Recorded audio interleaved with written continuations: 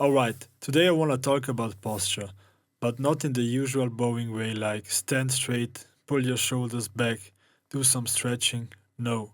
Today is more brutal, more honest, because the real reason you will never achieve good posture is not because you lack exercise. It's not because you don't know what the plank is, it's not because you don't have enough time, it's something much more uncomfortable. It's because you don't want to accept the truth. And yes, I know, that sounds dramatic. But wait, you will recognize yourself in this. And I'm not saying this to put you down. I'm saying this because you can hear it, you can finally stop wasting years and years of putting in some wrong work. So let's start from the beginning. The first problem is you do not even imagine you are wrong.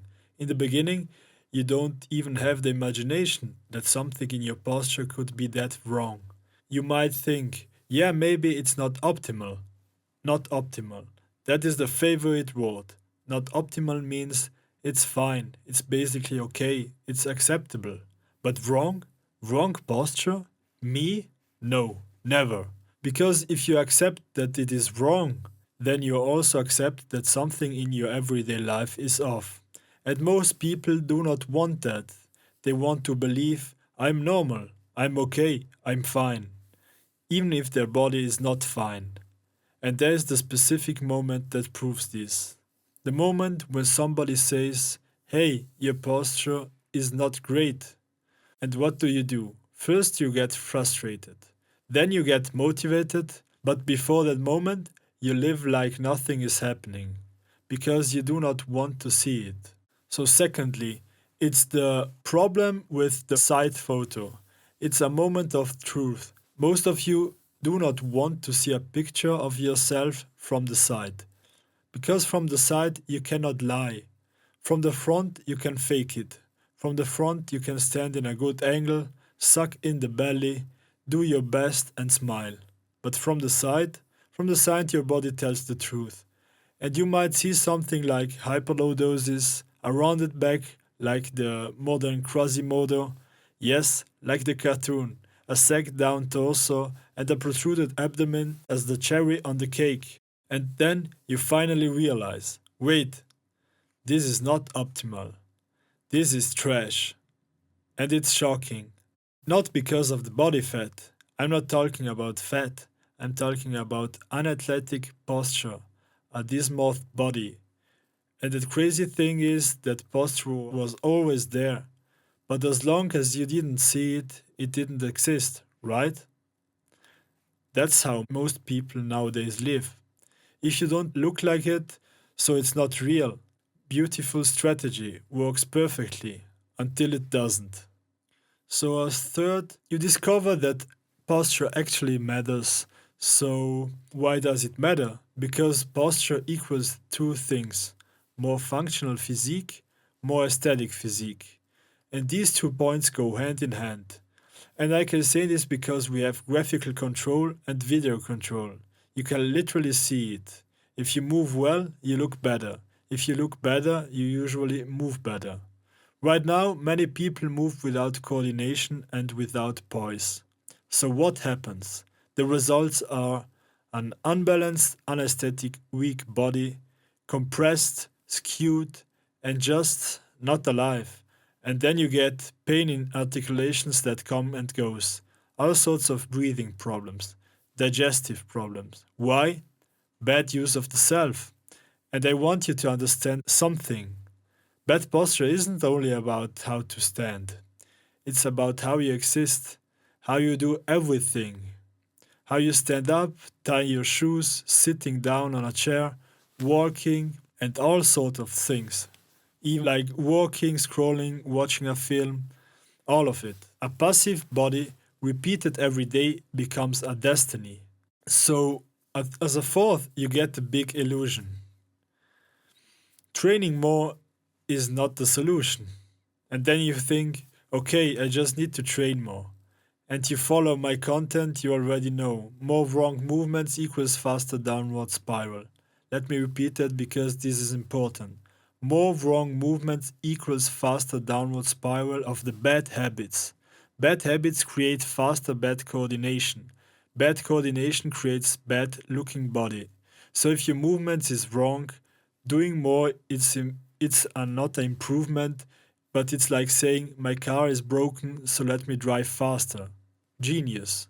5. Someone mentions it and now you want to change it once and for all. So somebody mentions your posture. Now you are frustrated. Now you are motivated and you want to change it once and for all. And you ask the classic question, but how? And here comes the next problem. Sixth, you don't think there could be a remedy. Deep down, many people do not believe in remedies and that there could be a real remedy. They might say they believe, but their actions show they don't. So they try everything. They throw away time. They go to the gym, try yoga, Pilates, all sorts of massages, foam rolling, this, that, etc. And listen, I'm not saying those things are evil, but I'm just saying you think they are better than they really are. So you do a little session and you call it a day. You do something that feels good and you hope it fixes everything. But posture is not like I treat it like a sore muscle problem. It's a coordination, it is use, and it is the system. So you try everything, but you cannot find the right technique to get real results. Then finally, you find something different. You finally find conscious guidance. And then the next wall appears. 7. You are mistrustful and you hate what you cannot control. When you find conscious guidance, you are often mistrustful.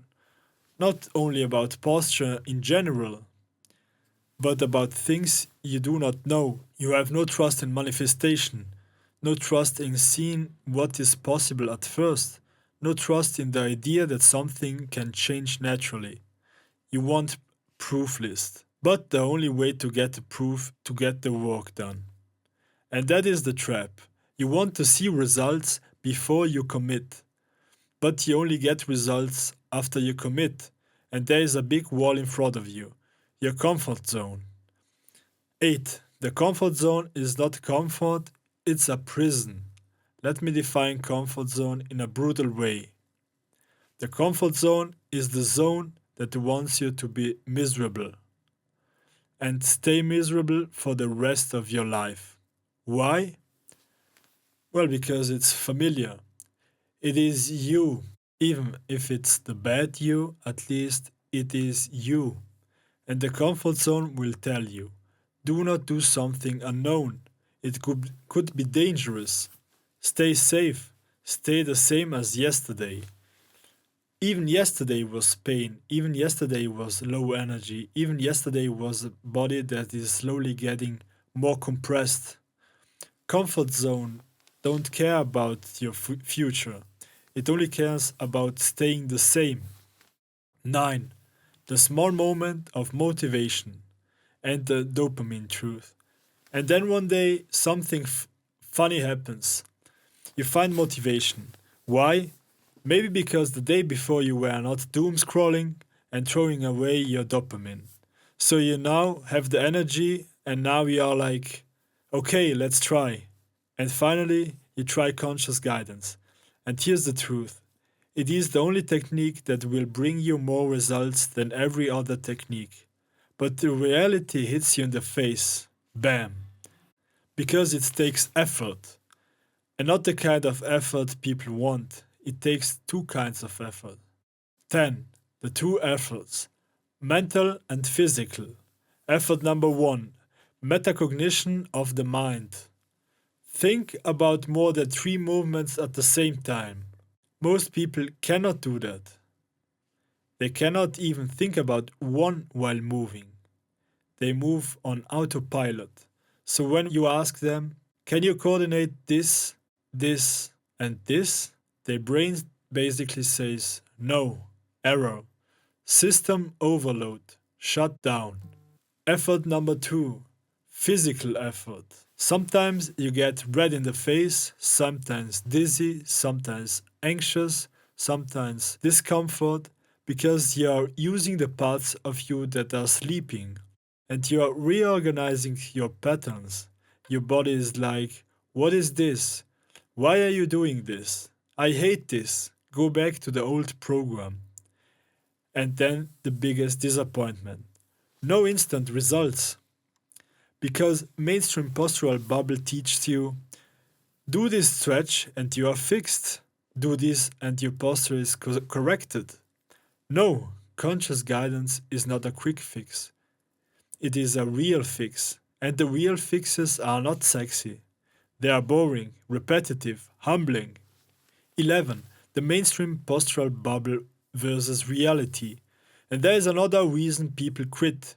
Many things in this work are different than what the mainstream postural bubble tells you. So you feel confused, and confusion is uncomfortable.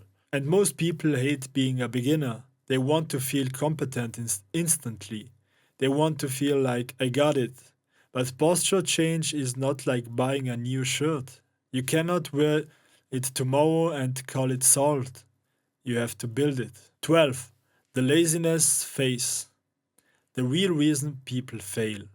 So you start, you practice a bit. Then what happens? You get lazy. You don't practice. You let things slide. Then you enter the down phase. And the down phase is where the truth is revealed. Because you discover it takes effort to actually change. It is not as easy as sitting down on the floor, massaging with a foam roll for some minutes and calling it a day. But most people want exactly that. They want easy effort. They want the Instagram version of discipline. So when the real effort arrives, they get angry. And what do? They blame conscious guidance. It doesn't work. It's too hard. It's not for me. No, it works. You just hate effort. 13. The fake philosophy enjoy life, no effort. Then comes the mental justification. I don't want to change. I want to take it easy. I want to take the easy road. No effort equals best life. I'm on this planet to enjoy, not to take effort. Sounds nice, feels nice, until you wake up, usually too late. 14. The horror dream. 5 years later. Now we arrive at the part that hits. After 5 years of doing absolutely nothing, you have a dream, a horror dream. In this dream, you look at yourself.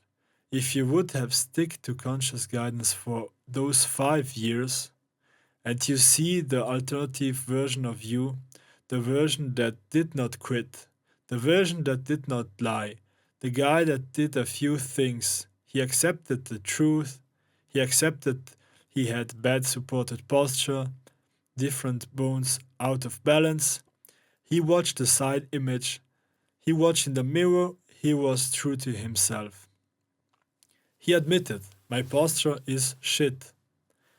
And he accepted the fact that you are not who you think you are what others see you are. He believed there could be a remedy, so he searched until he found it. He trusted what he could achieve by having a certain result in mind. He was hungry for new. He left the damaging comfort zone. For one time, he stick to something. He put in the work with or without motivation. And in the down phase, he did not reduce the effort. He doubled it. He put way more effort. And then, slowly, his life changed.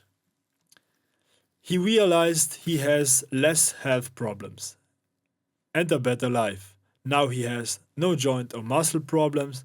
He looks younger and healthier. He enjoys every kind of effort.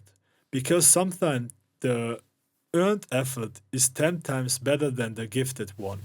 15. Waking up and the pain of regret. So you wake up, you are there in your bed, you would like to turn back in time. You could have started today, 5 years before, but you wanted the easy road. Congratulations. After 5 years of doing absolutely nothing, you have even less motivation to start, so you will never find out what you could be. And that is the real tragedy, not bad posture. The tragedy is wasted years. 16. Closing message. Now listen. This podcast is not to put you down. I'm not here to insult you. I hope these words help you to begin with think about coordination of movements, and I want you to keep this in mind. The most important thing that gets trained in this technique is the stamina of your mind. Not your abs, not your glutes, not your shoulders, your mind. Because posture change is a mental sport. It is attention, awareness, metacognition, and discipline. So master your mind and don't throw away all these precious years. Because whether you like it or not, time will pass and you will become something. The question is, will you become it on purpose or by accident or by